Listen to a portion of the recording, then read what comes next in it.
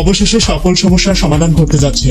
সাকিবের কাছে ক্ষমা চাওয়ার জন্য দিন গুনছে আফরান নিশু। আবার একজন হিরোর কোনো ফ্লস থাকে না, একজন হিরোর কোনো থ্রেট থাকে না। তাণ্ডবে আফরান নিশু যুক্ত হওয়ার পর থেকেই ছবিটি নিয়ে বিভিন্ন কন্ট্রোভার্সি লক্ষ্য করা গেছে।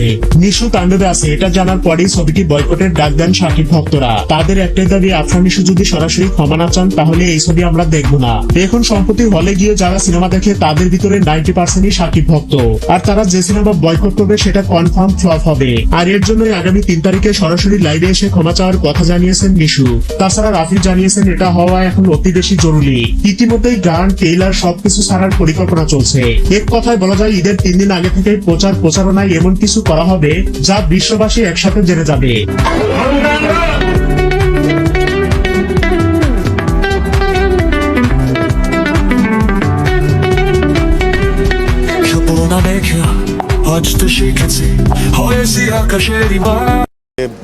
দর্শকরা সেটা এনজয় করবে, বাট সে খুব